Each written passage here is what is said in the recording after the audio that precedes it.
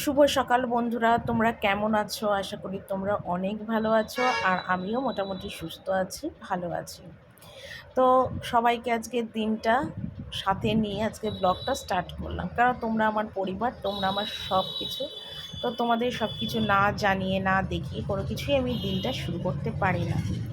তো এখনও বাসি জামা কাপড় কিছুই ছাড়িনি। তো সকালবেলা উঠলাম, উঠেই দেখলাম তোমাদের দাদাভাই ঘুম থেকে উঠে পড়েছে, আর উঠেও পাম্পটা ছেড়েছে। পাম্পের জলের আওয়াজে আমার ঘুমটা গেল ভেঙে। তা আমি একটু একাত ওকাত করতে করতে উঠে পড়লাম, আর ছেলে এখনও ঘুমোচ্ছে।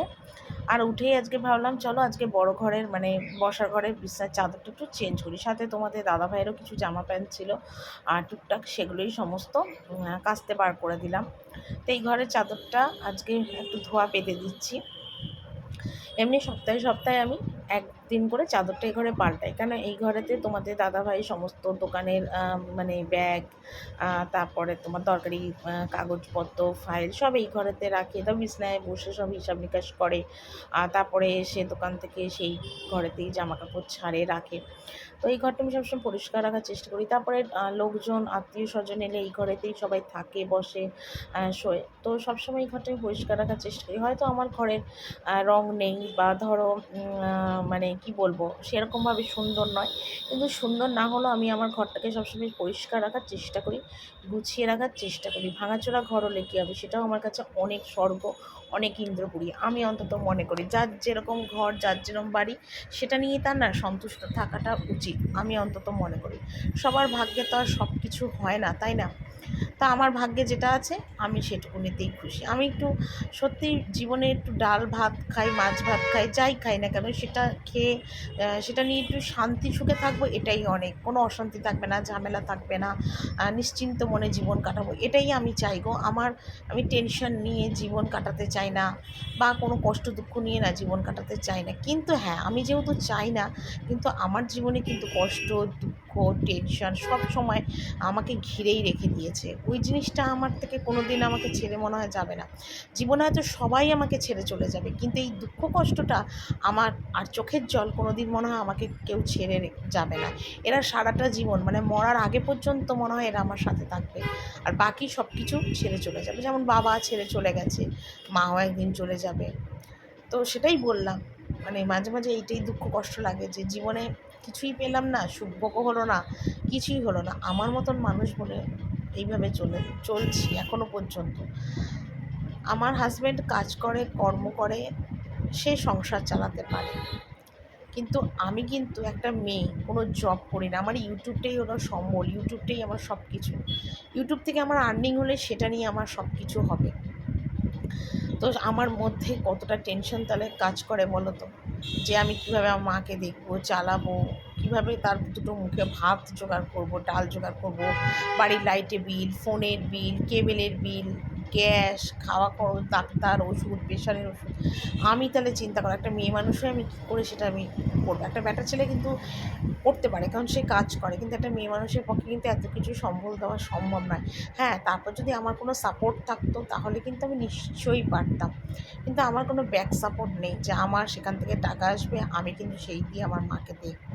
আমার শুধু একটাই লক্ষ্য, যে আমি জীবনে দাঁড়াবো, ইউটিউব থেকে ইনকাম করব, আর সেই টাকা দিয়ে আমি আমার মাকে দেখবো, এটাই আমার। কারণ আমি কারোর কাছে হাত পাততে চাই না। হাত পাতা জিনিসটা না আমার বা আমার মার কারোরই নেই। যে যেটা আমার মাকে খুশি হয়ে দেয় আমার মা নেয়, আমিও সেটা। আর আমার মা কোনো সময় আশা করে না যে কে আমার মাকে দেখবে, আমার মা। কারণ আমার মাকে দেখার মতন কোনো আত্মীয় পরিচয় নেই, আছে সবাই করোড়পতি আত্মীয় স্বজন, কিন্তু আমার মাকে কিন্তু কেউ দেখবে না। যার যার তার তার, নিজেরটা নিজের। কিন্তু আমার শ্বশুরবাড়িতে কিন্তু এই জিনিসটা খুব ভালো। আমার শ্বশুরবাড়ির বড়লোক হতে পারে, কিন্তু আমাদের আত্মীয়স্বজন অনেকে আছে যারা অনেক গরিব, কিন্তু আমার হাজব্যান্ড বলো, আমার শাশুড়ি শ্বশুর, এরা কিন্তু আমার মানে শ্বশুরবাড়ির তরফের আত্মীয়স্বজনকে অনেক হেল্প করেছে, সাহায্য করেছে, আপদে বিপদে পাশে দাঁড়িয়েছে। কিন্তু আমার মানে আমার মার দিকের আত্মীয়স্বজনদের বলছি, তারা না কোনো দিন মানে আপদে বিপদে কারোর পাশে দাঁড়াতেই জানে না। তাদের পয়সা আছে, কিন্তু তাদের মন নেই। আর যাদের মন নেই তারা আর কে কী করবে? আর শোনো, এইটা যাদের বিবেক, জ্ঞান, তাই না? যে কোনো একটা মানুষ বিপদে পড়লো তাকে একটু গিয়ে পাশে দাঁড়ায়। সবাই মুখে মুখে খুব ভালো আছো, কেমন আছো এরম জিজ্ঞেস করবে, কিন্তু টাকা দিয়েও কেউ সাহায্য করবে না, আপদে বিপদে পাশে এসেও সাহায্য করবে না। আর সত্যি কথা বলতে কী বলো তো, তাদের সাথে না আমার রিলেশন রাখতে ভালো লাগে না। আর আমি সত্যি আমার মার আত্মীয় স্বজনের সাথে রিলেশন আমি কারোর সাথে রাখিও নি, আর কোনোদিন কারোর সাথে আমি রিলেশন রাখবোও না। কারণ তারা মানুষের পর্যায়ে পড়ে না। হাতে পা থাকলে, চোখ মুখ থাকলে তারা মানুষ হয় না। তাদের জ্ঞান বুদ্ধি বিবেকটা থাকলে তবেই তাদের মানুষ হয়। আমি তাদের মানুষ বলেই মনে করি না। এতটাই তারা স্বার্থপর বেঈমান। আমার মা এতটা অসময়ে গেছে, কিন্তু আমার মার তরফের কোনো কেউ আজ পর্যন্ত একটা পাশে এসে দাঁড়ায়নি, সাহায্য করেনি। তারা ভাবে যে আম বিয়ে হয়ে গেছে, কেন হেল্প করব, সাহায্য করব, এটাই সবাই চিন্তা করে। কিন্তু এটা চিন্তা করা উচিত যে তার তো একটা অসময়, তাকে যদি আমাদের এত কিছুর মধ্যে একটু হেল্প করি কী বা আসে যায়। কিন্তু সেই মেন্টালিটির মানুষ এখনকার যুগে নেই। কিন্তু আমার শ্বশুরবাড়ির এইসব দিক দিয়ে খুব ভালো। এইটুকুনি আমি গর্ব করে আমার শ্বশুরবাড়ির জন্য বলতে পারি। তার আত্মীয় পরিজনের আপদে বিপদে অর্থ দিয়েও সাহায্য করেছে, পাশে দাঁড়িয়েও সাহায্য করেছে। এটাই খুব ভালো। চা টা খেলাম, খেয়ে ভাত বসিয়ে দিয়েছি। আর তোমাদের দাদাভাই আজকে কিছু বাজারহাট কিছু করেনি, শুধু আজকে হবে ডাল আর আলু পোস্ত, এই রান্না হবে। আর সকালবেলা উঠে আজকে বাসি কাজগুলো সব সেরে নিয়েছি, বাসন টাসন মাজা টাজাগুলো। তো সেই বাসনগুলো সব গোছালাম, এইসব টুকটাকগুলো করলাম। আর পোস্ত আর ডাল হবে, ভাতটা বসিয়ে দিয়েছি, ভাত হলে ডাল আর আলু পোস্তটা করে নেবো। ঠিক আছে, চলো করে নিই, তারপর তোমাদের একবারে দেখাই। একবার তোমাদের রান্নাটা একটু দেখিয়ে দিই। এখানে দেখো ভাত হয়েছে, এখানে মুসুরির ডাল আর আলু পোস্ত। ঠিক আছে, এই হলো আজকে আমার রান্না।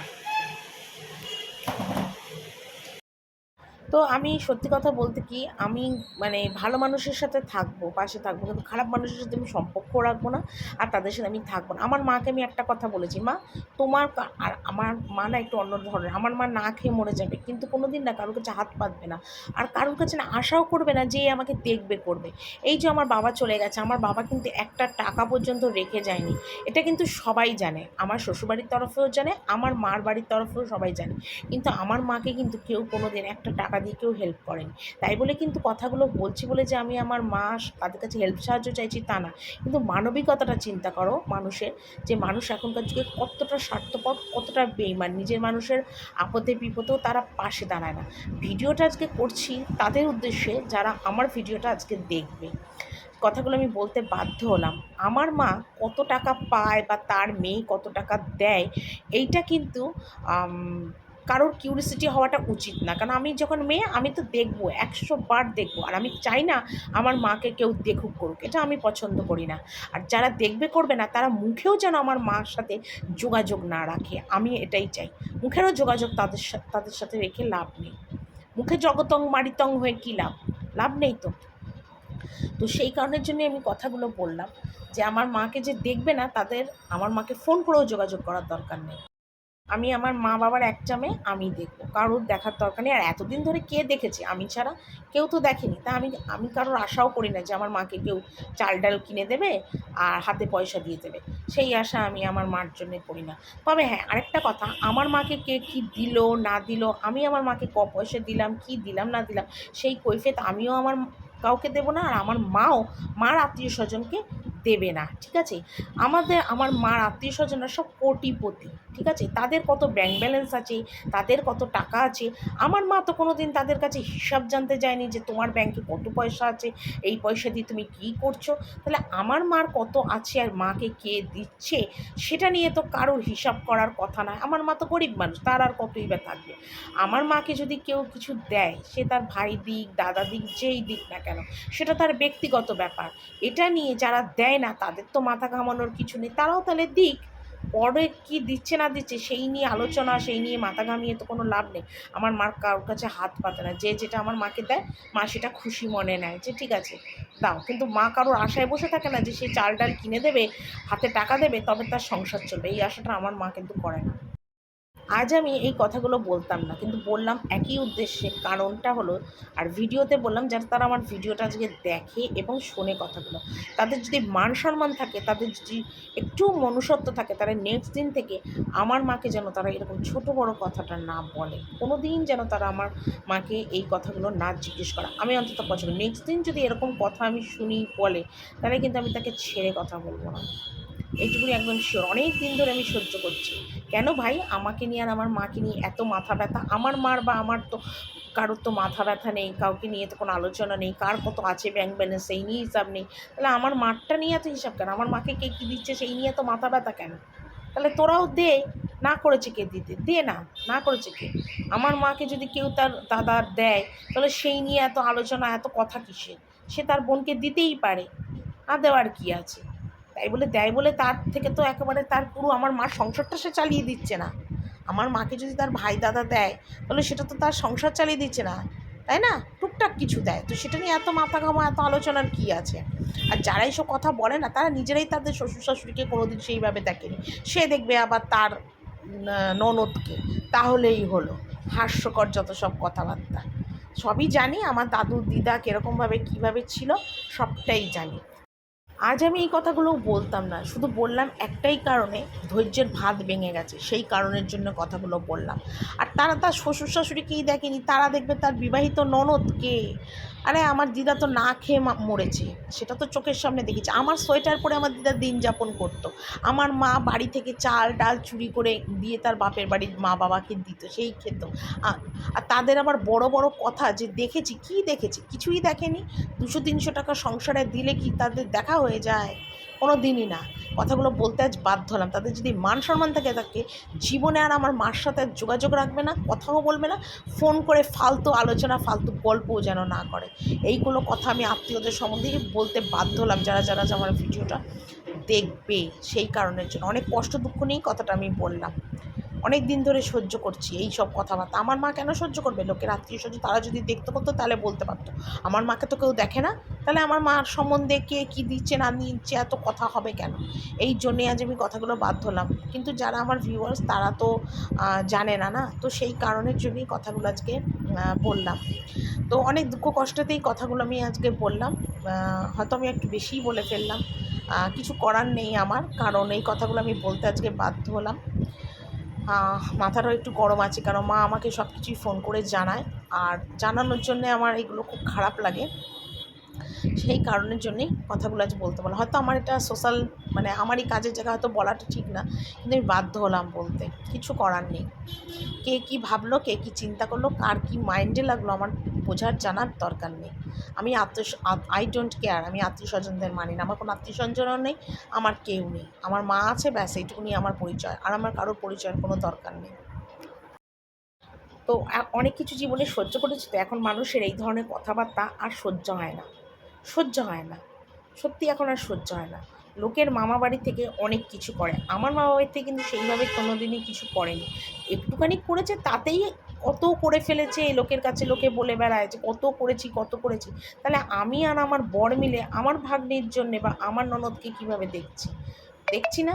আজকে সারা জীবনই দেখছি, আর এখনও দেখছি, আর পরেও দেখব। তাই বলে কই আজ অনেক কষ্ট থেকেই তোমাদের কাছে এই কথাগুলো শেয়ার করলাম। আর হয়তো তোমাদের বলাটা ঠিক না, কারণ তোমাদের বলে কী লাভ হবে, কিন্তু বলার একটাই উদ্দেশ্য, সেটা হলো যাদের বলেছি তারা যেন আজকে এই ভিডিওটা শোনে এবং দেখে। সেই জন্যেই কথাটা আমি তাদের উদ্দেশ্যেই কথাটা বললাম। তো যাকগে, ওদিকে আজকে ঘরের অনেকগুলোই কাজকর্ম ছিল, সেগুলো সমস্তই দেখো করলাম আর কি। আজকে ঘরঠরগুলো সব মুছলাম, কারণ অনেক দিন হয়ে গেছে সিঁড়ি টিড়িগুলো মোছা হয় না। ঝাড় দিয়েছি কিন্তু মোছা একদমই হয় না, তো সেই কারণে জন্যই মুছলাম। তো এখন আমি দুপুরবেলা ভাত টাত খাওয়া হয়ে গেছে, স্নান হয়ে গেছে, এখন সন্ধেবেলা। ঘড়িতে এখন ওই 6:30টার মতন বাজে। তো চাটা আমি এখনও করিনি, কিছুই চা এখনও কিচ্ছু করিনি। তো তখন ফোনটা মানে ঘর-টর মুছে চান করলাম। তো চান করে টরে উঠে যেরকম রোজকার খাওয়া দাওয়া করলাম, ছেলেকে পড়াতে বসালাম, তারপরে তোমার ছেলেকে দুধ কেলক্স খেতে দিলাম, সব করলাম। ফোনে চার্জ ছিল না, ফোনটা চার্জে বসিয়েছিলাম, তো সেই জন্য আর ভিডিওটা অন করতে পারিনি। তো এই সন্ধ্যা 4:30টার সময় ভিডিওটা অন করলাম। তো এসলাম, এনে ভাবলাম কি যে একটুখানি মানে কী বলে ফ্রিজটা একটু মুছে নিই, কারণ অনেক দিন হলো ফ্রিজটা মুছিনি, কারণ রাত্রিবেলা আবার রান্না বান্না আছে, তখন না মানে রাতে রান্না বান্না করতে করতে এই কাজগুলো করতে খুব অসুবিধা হয়, মানে মানে একটু অমনোযোগী হয়ে যাই, বা রান্না করতে করতে অনেকটা দেরি হয়, চাপও হয়, অসুবিধা হয়। তো সেই কারণের জন্যে রান্নাবান্না আমি মানে করব বলে রাতে, সেই কারণের জন্য এখন ভাবলাম সন্ধ্যাবেলায় যে ফ্রিজটা একটু মুছে যাই, আর তারপর চা করে একবারে উপরে যাব। তো সেই জন্য এখন ফ্রিজটা মুছছি। এমনিতে তো ফ্রিজ আমার সব পরিষ্কারই থাকে, অতটা নোংরা কিছু থাকে না, তবু ওই যে আমার একটু ছুচি বামনি স্বভাব আছে, তো সেই কারণের জন্যে আবার এখন ফ্রিজটা মুছে নিচ্ছি। আর পরে আবার আসবো, এসে তারপর রান্নাবান্না কী করব না করব সেটা তোমাদের কাছে পরে আর কি শেয়ার করব। তা এখন আপাতত ফ্রিজ মুছবো, আর টুকটাক দেখি রান্নাঘরের যদি কোনো কাজ থাকে সেগুলো করব। সংসার মানেই তো কাজ না, মানে একটা থেকে আরেকটা, আরেকটা থেকে আরেকটা, অনেক কাজই থাকে, অনেক কাজ, মানে কাজের কথা আর বলে লাভ নেই, অনেকটা কাজই থাকে। তো সেইগুলোই আর কি এখন দেখো করছি। আর এদিকে ফ্রিজ মুছছি, ফ্রিজে কোনো সবজি টবজি কিছু নেই, কারণ আমাদের বাড়িতে না রোজকার সবজি আনা হয়, আর রোজকার সবজি কিন্তু হয়ে যায়, মানে আমাদের বাড়িতে রোজকার বাজার, রোজকার সবজি রোজ হয়, রোজ প্রতিদিন রোজ সবজি বাজার রোজ মানে হয়, কারণ আমাদের রোজ মানে প্রথম থেকে আমি আসার বিয়ের পর থেকে আসার পর থেকেই দেখি যে রোজের বাজার রোজ হয়। তো এখানে দেখো টেবিলটা আবার মুছছি, কারণ আমি কিন্তু এখন আবার ঘড়িতে বাজে 8:30 পৌনে 9টার মতন বাজে। তো কালকে আবার নিরামিষ হবে, তো সেই জন্য দেখো রাত্রিবেলাতেই সমস্ত কিছু মানে পরিষ্কার করে নিচ্ছি। আর যেহেতু একবেলার মতো রান্না হয়েছে, সেই জন্য রাতের রান্না রাতেই হচ্ছে, তো সেই কারণের জন্য টেবিল আমার পুরো ফাঁকা, চুবড়ি টুবড়ি যা ছিল বাসন কোসন সবগুলোকে এখন আমি আবার মাজবো। মানে রাত্রিবেলাতেই মোটামুটি কাজগুলো একটু গুছিয়ে রাখছি, ওতে আমার সুবিধা হয়, সকালবেলা আবার দোকানে যাবে, তার টিফিন, তো রাত্রিতে সকালের খাওয়া দাওয়া, বাজার, প্রচণ্ড চাপ পড়ে যায় একবারে, তো সেই জন্য ভাবলাম রাত্রিবেলায় যখন সুযোগটা পেলাম আর সুবিধাও আছে, টাইমও আছে, তো ওই কাজটা করে নিই। তো এই দেখো এই টেবিলটা ভালো করে এখন সাবান দিয়ে মুছে একদম টেবিলটা ভালো করে এখন মুছে নিচ্ছি। আর রাত্রিবেলা কী রান্না হবে সেটাও তোমাদের আবার একটু পরে বলছি আর কি। আমি এখন আপাতত টুকটাক কাজগুলো করি। তো টেবিলটা মোছার পরে টুকটাক বাসন কিছু আছে সেগুলোও একবারে মুছে নেব, মেজে নেবো আর কি রাত্রিবেলাতে। আর গরমকাল বলেই হয়তো এখন রাত্রিবেলা করে বাসন টাসন মাজতে পারছি, এরপর শীতকাল পড়লে রাত্রিবেলা করে না আর হয়তো বাসন টাসন কিচ্ছু মাজতে পারবো না, এটা একটা সমস্যার সৃষ্টি হবে, মানে কি বলবো আর তোমাদের, কিছুই আর বলার নেই।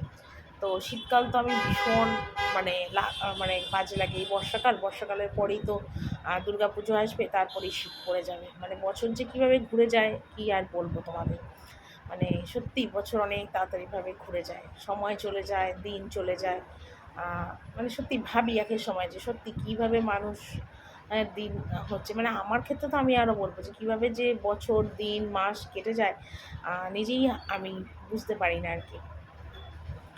তো এইদিকে দেখো টেবিলটা মুছলাম, জানলার তাকটা মুছলাম, চেয়ারটা একটু মুছে দিলাম, এই সবগুলো করে নিলাম। তো এদিকে দেখো রাত্রিবেলা হচ্ছে তড়কা আর রুটি, এই আজকের হবে আর কি। তড়কাটা আর কি আগে করে নিচ্ছিলাম, যখন নিচে এসেছি তখনই তড়কাটা প্রেশারে সিদ্ধ বসিয়ে দিয়েছিলাম আর কি। আর এখানে তড়কার দেখো কিছু বাসন ছিল সেগুলো আর কি মেজে ঘষে নিয়েছি, আর চুবড়ি টুবড়িগুলো সব মেজে ঘষে একদম পরিষ্কার করে নিয়েছি। আর এই তড়কাটা হয়ে গেলে, আর আমার আটা ময়দা মিশিয়ে এখন রোজ রুটি হয়, আটা রুটি এখন কেউ বাড়িতে খেতে পাচ্ছে না, ভালো লাগে না খেতে, সেই জন্য আটা ময়দা মিশিয়ে গরম জলের মাখবো, মেখে আর কি রুটি হবে।